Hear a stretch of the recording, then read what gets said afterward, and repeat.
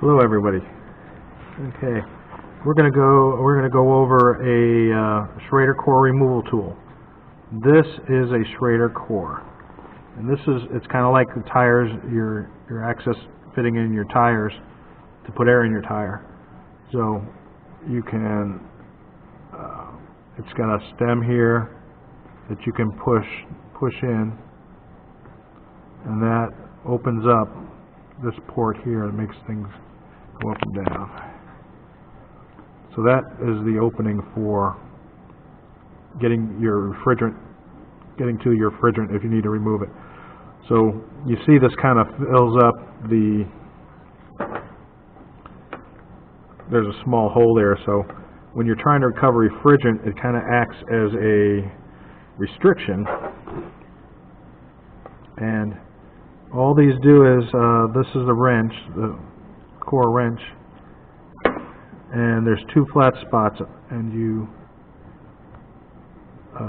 exit, that's how we used to turn it.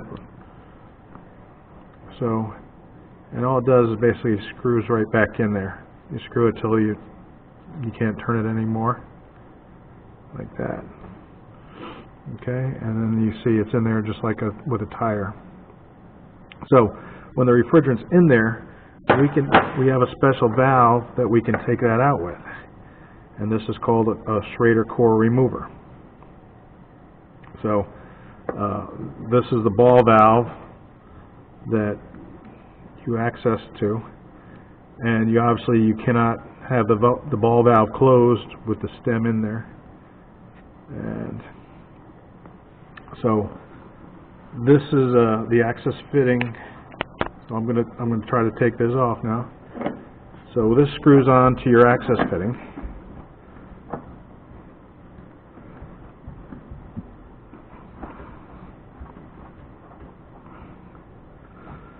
Okay, so you snug that up, and then I'm going to open my valve. See, with the valve closed, you can't push the stem in. So you open the valve, and you can push the stem in, and you go by feel, and see where it just went in a little bit further. That accesses that, so my flat spots are on that Schrader core now.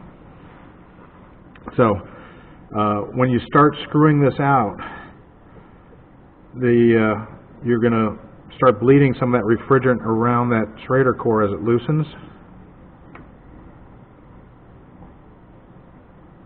And see how it pushes it out now? Now I got to find my flat spots again. There it is. And so you have to hold the stem in while you're turning it, and when you get all the way out, the Schrader core threads are going to click.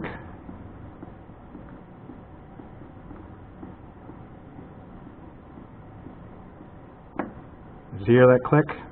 We'll do it one more time. There we go. So now I'm unthreaded.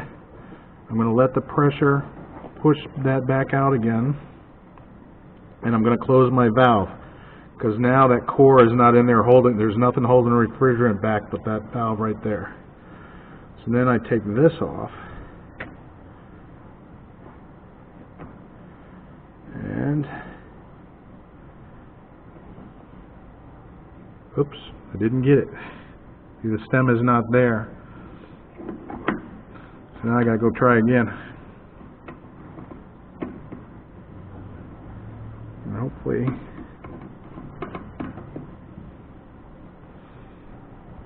so try again. I gotta open my valve back up. See how the pressure pushed that out? I think I got it. I don't know why it didn't come out. Sure, yeah. Let's try it again.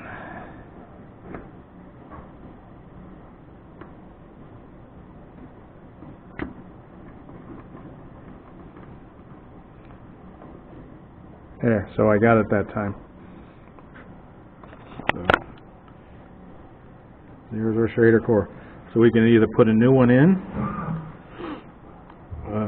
change this out, put a new one in if this one was leaking, or if we're recovering the refrigerant. Now I can just hook my hose up right here, open the valve, and I've got less of a restriction for removing that refrigerant, so it'll speed up the process.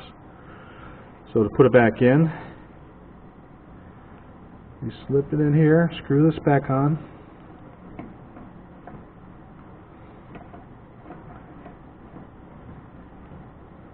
Okay, I'm going to open my valve again, push this in, and like I said, you have to hold it, and now we're threading it back in till you can't turn it anymore.